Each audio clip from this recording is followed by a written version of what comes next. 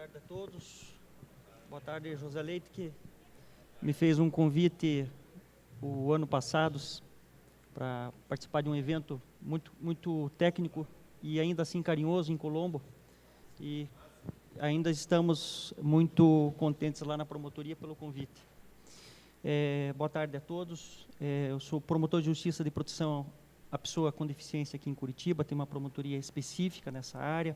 Nós temos aqui vários conhecidos do Ministério Público, o Roberto, o Dr. Jean, nosso assessor, e, lastimavelmente, mais equipe nós não pudemos trazer, porque eles também têm os compromissos na promotoria, mas eu os incentivei bastante a virem aqui no seminário, porque esses fóruns de discussão são muito importantes.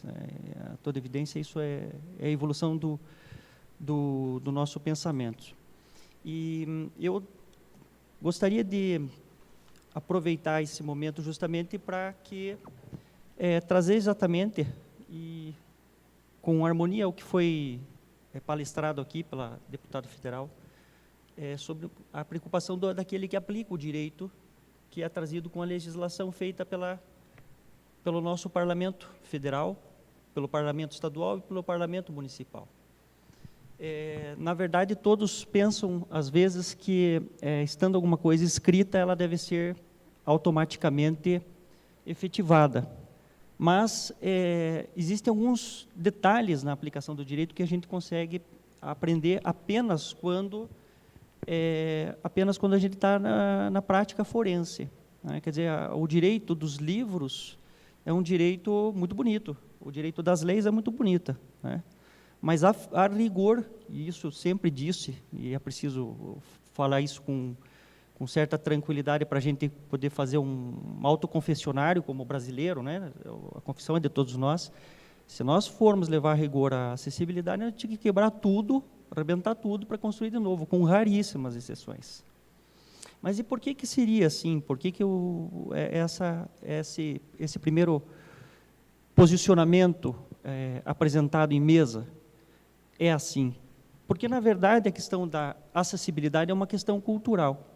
Ela é, essencialmente, um conhecimento humano que se transformou em conhecimento jurídico e, portanto, em normas jurídicas, que advieram exatamente de uma evolução da arquitetura e dos conhecimentos de engenharia que o ser humano tem, que a sociedade humana tem.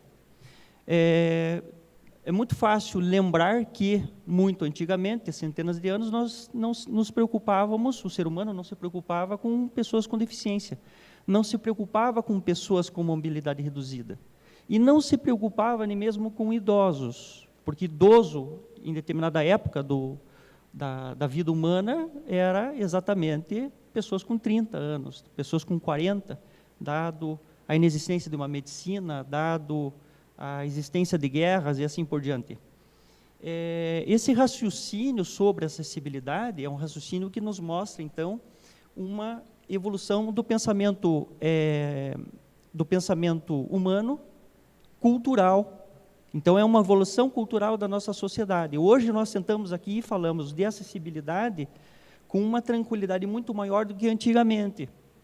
E é o mesmo diálogo que nós temos com o nosso engenheiro, o engenheiro que está no Ministério Público, o Roberto, é testemunha disso. E que falamos, inclusive, sobre as questões internas, por exemplo, do próprio Ministério Público, ou dos próprios outros órgãos da justiça brasileira, quando se trata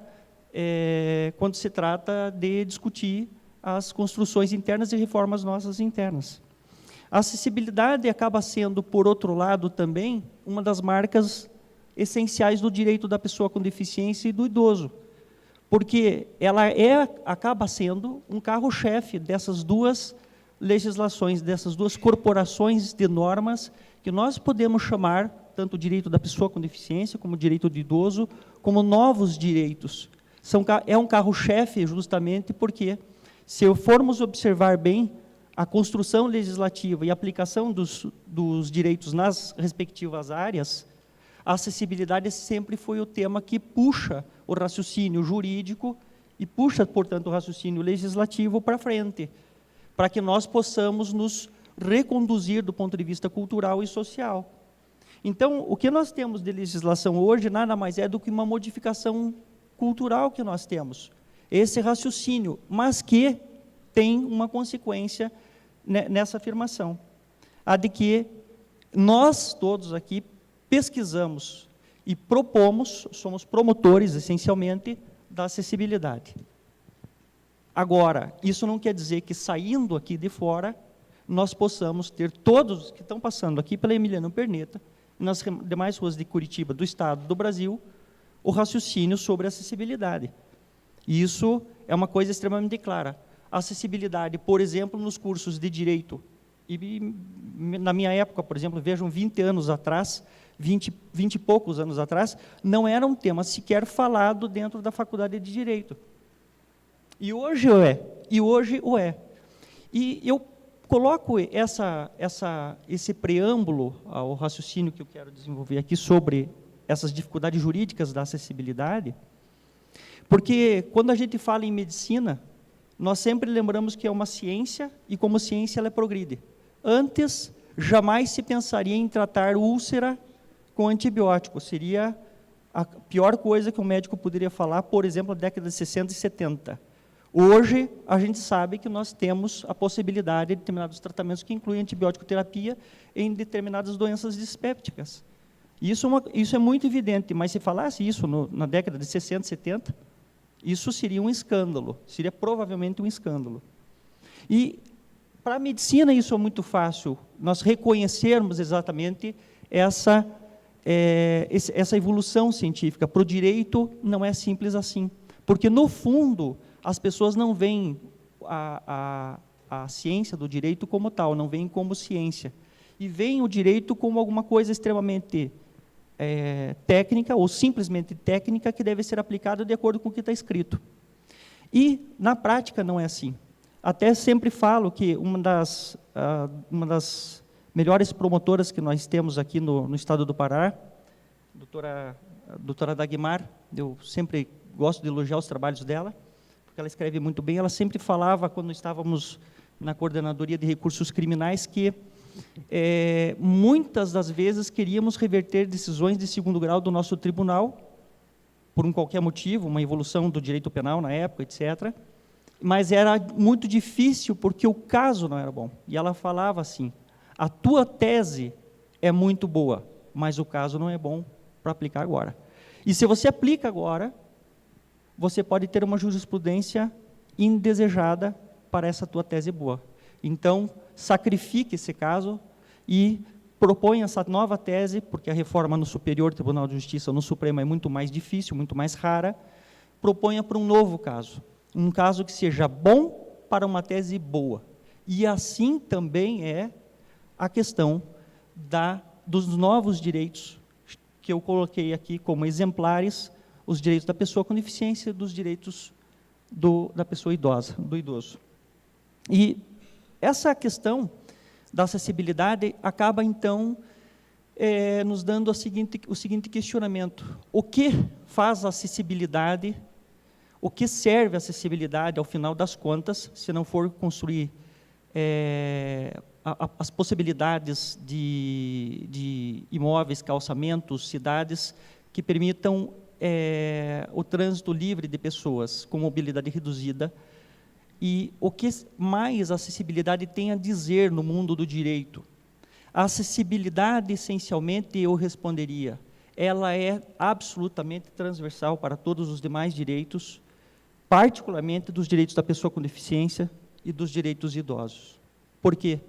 Para tudo há necessidade de acessibilidade. E quando falo acessibilidade com sentido até genérico, englobando a acessibilidade física, a acessibilidade mesmo intelectual e a acessibilidade de sentidos, como nós estamos tendo aqui, né, com a tradução em língua brasileira de sinais. E vejam que isso é tão complexo que a língua brasileira de sinais pode ser, ou eventualmente ou provavelmente diferente da língua inglesa de sinais correspondente ou língua mexicana e assim por diante. Quer dizer, as barreiras são muito grandes para uma sensibilidade de sentidos, e isso é natural, e a gente tem que admitir isso para que nós possamos avançar.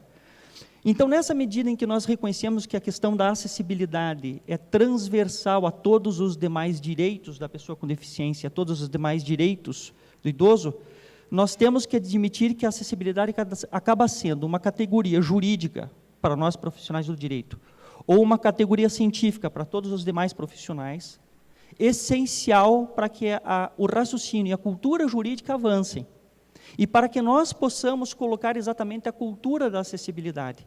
Quando falaram, por exemplo, da casa de 2 andares, isso é absolutamente comum aqui, né? Eu mesmo, quando comprei um imóvel, estava pensando em comprar um imóvel, um deles era que tinha uma escada em um determinado cômodo. Em algum momento tinha uma escada. E eu me lembro muito bem que naquele ano de 2001, eu levei uma irmã minha, que por uma dificuldade de saúde, ela tinha acabado de passar por cirurgias, etc., e acabou não tendo muito sucesso, ela não conseguiu conhecer aquela parte daquele imóvel que supostamente eu estava a comprar. E hoje as pessoas que estão com idade do meu convívio não podem aceder àquele local. Quer dizer, para mim é bom por enquanto, porque se eu tiver a noção de que eu vou fazer exercício, né, em cima, mas não é o ideal. E agora, a pergunta é, eu sou culpado disso ou não? Ou quem é culpado disso? Na época em que eu comprei, o raciocínio já não era tão grande sobre acessibilidade, hoje é. E ainda assim nós precisamos progredir em todos os níveis. E o urbanismo sofre com isso. Quer dizer, nós hoje temos uma certa dificuldade de combater isso. E uma situação, assim, a característica é exatamente a questão das calçadas. E, nesse ponto, até com o nosso querido arquiteto Ricardo, que já me acolheu bem, muito obrigado, né, pela acolhida, e quando estávamos conversando com a professora, também ali na entrada, ele já mencionou alguma coisa sobre a discussão sobre os calçamentos, que, de fato, importa em discussões, que eu vou fazer na sequência, mas apenas para dizer que tudo isso passa por raciocínios culturais, sociais e políticos. E, indiscutivelmente, falar em acessibilidade hoje é trazer a tema a discussão sobre custos, trazer ao tema também a discussão sobre política, trazer ao tema também a discussão sobre legislação e aplicação do direito. O que significa ser juiz, promotor, o que significa ser advogado, o que significa ser senador, deputado, para construção e aplicação legislativa. Por mais que digam, bom, nós não podemos colocar os custos acima da questão de acessibilidade, no que eu concordo inteiramente, nós sabemos que quando alguém é indagado sobre a questão de acessibilidade naquele ambiente, seja de um instituto público ou de um instituto privado, sempre está em jogo a questão do custo. E está em jogo também, na área pública, legislação que é extravagante à área de pessoa com deficiência e a pessoa e a pessoa idosa. Vejam, por exemplo, se nós tivermos que acionar um dos órgãos públicos porque não tem acessibilidade. E já tive situações, e isso eu sempre deixei claro, até por maior transparência, por legitimidade, acompanhamento de organismos públicos, não só do município, como do Estado, e também do próprio setor judiciário, né? Nós fomos ver a rigor, e nós fomos ver o prédio onde se situa a sede atual, que está para ser deslocada, mas que se situa a sede atual da Procuradoria-Geral de Justiça do Ministério Público do Estado do Paraná, nós vamos chegar à conclusão que há erros de acessibilidade, como, por exemplo, um elevador que chega ao 4º e não ao 5º andar, onde se situa, por exemplo, a biblioteca. Mas aí, se colocando a questão, né, e isso, agentes do próprio Ministério Público, da Administração Superior do Ministério Público, com razões, apresentam óbices do ponto de vista licitatório, ou das leis orçamentárias. E aí nós temos que lembrar que os novos direitos aos quais eu me referi, pessoa com deficiência e direitos da pessoa idosa, exatamente se inserem no contexto jurídico geral. Uma coisa é você tratar dos princípios da administração pública e das obras públicas e serviços públicos em um país desenvolvido. Peguem, por exemplo, que eu tive a oportunidade de conversar com uma pessoa pública do Poder Público Municipal sobre aquele buraco que ocorreu numa das ruas do Japão, não me lembro em que cidade, e que foi tapado, reconstruído, reformado em questão de 6 a 11 dias, uma coisa assim, coisa que jamais seria pensável no ponto de vista jurídico brasileiro, num país particularmente que tem muito o que fazer em área, por exemplo, de probidade administrativa. Sabemos todos nós disso, não é verdade? Então, por mais que nós combatamos, estes são fatores que influenciam a questão da acessibilidade e, portanto, via indireta, a concretização dos direitos da pessoa com deficiência e dos idosos. O que eu quero dizer é que existem essas dificuldades e que nós temos que lembrar delas para que nós possamos lutar com o inimigo conhecido e dissecado. Senão, nós não conseguimos avançar. Isso também não quer dizer que nós tenhamos que criar um óbice. Então, se num primeiro momento nós temos um problema fiscal a resolver, um problema de probidade administrativa a resolver, por outro, nós temos que criar uma via alternativa dentro das soluções jurídicas para que haja justamente uma atuação do poder público que sane, por exemplo, aquela deficiência interna. Não é verdade? E nesse ponto, apenas faço um parênteses, nós aqui do Ministério Público e da Promotoria temos tido, de certa forma, um acolhimento, não antipático, mas simpático, ou pelo menos empático, da administração superior, por exemplo, do Ministério Público, quanto a essas problemáticas. Apenas para fazer o parênteses, dizer que a Procuradoria-Geral de Justiça respeitou a atividade do promotor quando eu instaurei, por exemplo, um inquérito civil público, em que o interessado era, a princípio, o Estado do Paraná, na forma do Ministério Público do Estado do Paraná, e assim por diante. Queria dizer, então, e afirmar isso como preocupação de um promotor de justiça da área, que essas questões que envolvem a acessibilidade são extremamente importantes para que nós possamos ter uma evolução do direito. E 2 ou 3 palavras sobre a aplicação do direito para quem não é da área do direito. O primeiro é que nós temos que ter, às vezes, casos bons para iniciar uma jurisprudência e apresentar uma tese boa para um caso bom. Por isso que, às vezes, arquivam-se alguns procedimentos, porque aquela situação ou não está bem comprovada, ou não está bem demonstrada, ou está demonstrada, mas na opinião de alguém, e não numa opinião universal. Em segundo lugar, existem direitos que são absolutamente evidentes, incontestes. Existem direitos que são impossíveis. E existem direitos que ficam entre uma coisa e outra, e esses são mais difíceis. Esses direitos borderline,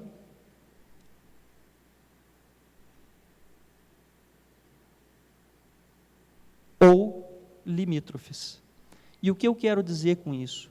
É que há situações em que essa evolução jurídica do direito exige exatamente uma apreciação de um conteúdo doutrinário ou conteúdo jurisprudencial, ou mesmo a aplicação de determinadas técnicas de mediação de um determinado conflito para que não haja a jurisdicionalização. O nosso colega juiz federal, na promotoria, exatamente, nós temos uma percentagem de resolução dos casos, a princípio, do enfrentamento dos casos, extremamente alta sem a judicialização dos casos. Essa é uma tentativa. Então, a esmagadora maioria dos casos são tratados dentro da promotoria de justiça com diversos resultados. Excepcionalmente, vai a uma judicialização. Por quê? Porque a questão é uma questão cultural, às vezes é uma questão de prazo. A cultura acaba sendo, com essas formas extrajudiciais, sendo melhor aplicada. dou como exemplo o acompanhamento que o Ministério Público, na promotoria de defesa dos direitos da pessoa, da pessoa com deficiência em Curitiba, tem feito com relação àqueles eventos de arquitetura e, eventualmente, de engenharia na cidade de Curitiba, e que promovem os conceitos de arquitetura, design de interiores e engenharia. Em todos, nós acompanhamos para que haja uma recomendação administrativa, ao menos, ou que haja um acompanhamento para que esse evento seja promotor das ideias de acessibilidade positiva para as pessoas com mobilidade reduzida. E outra questão que gostaria de deixar aqui como semente, inclusive, para discussão, é sobre um conceito que a legislação da pessoa com deficiência nos trouxe quando fala sobre acessibilidade. As normas jurídicas, quando são construídas e quando são aplicadas, elas devem ter como conceito jurídico um desenho universal. Eu não estou falando aqui exatamente de um desenho universal com o sentido físico de engenharia, de arquitetura. Eu estou dizendo que a norma jurídica deve ser assim efetivada, ela deve ser elaborada atualmente assim e deve ser aplicada com esse sentido. Porque quando se constrói alguma norma no nosso Parlamento Federal, estadual ou municipal, ela deve ser, e nós tivemos aqui um raciocínio desenvolvido por uma deputada federal exatamente nesse sentido, vocacionado esse raciocínio a colocar uma norma que sirva também para garantir ou reforçar aqueles direitos das legislações específicas da pessoa com deficiência e do idoso.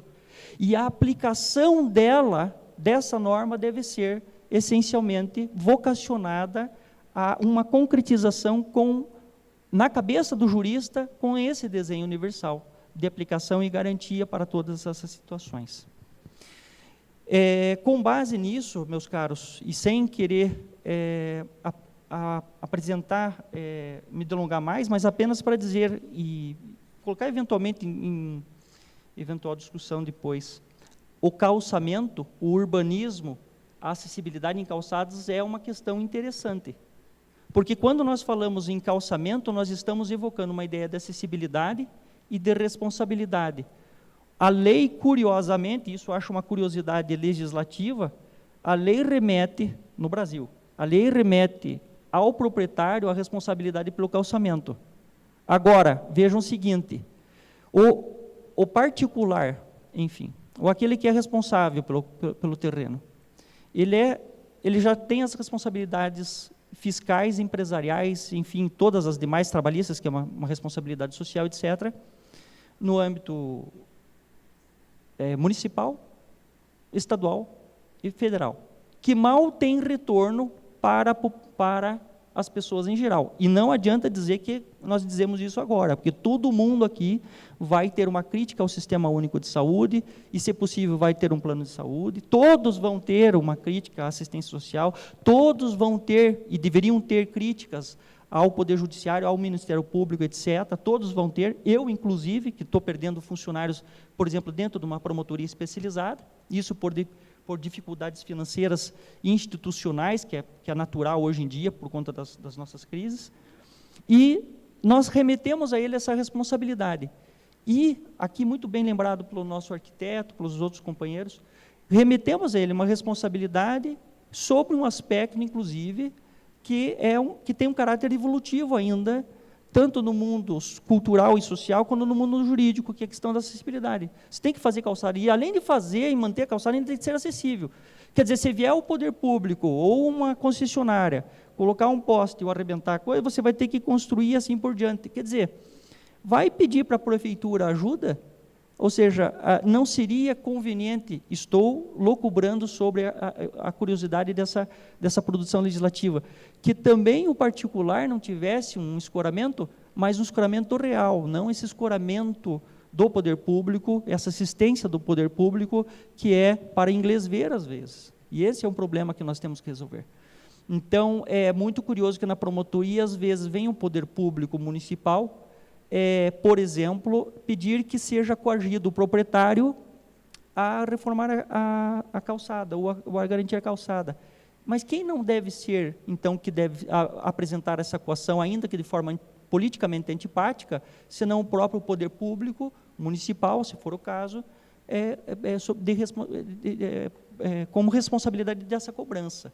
Então, eu quero dizer o seguinte: o direito, quanto à questão da acessibilidade, é essencialmente evolutivo.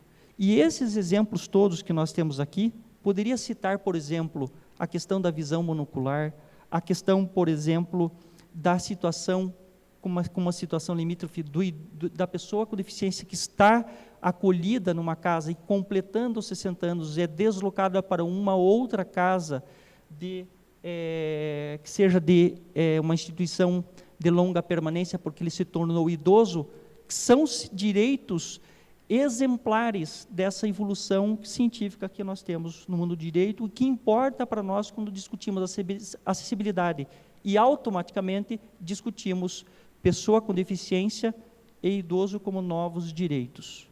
Muito obrigado.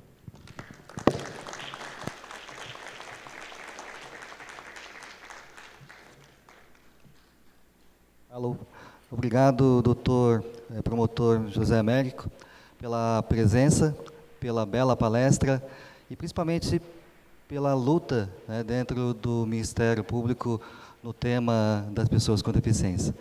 Então, eu convido a ficar aqui ao lado para agora assistir a palestra do nosso amigo Márcio José Pelinski.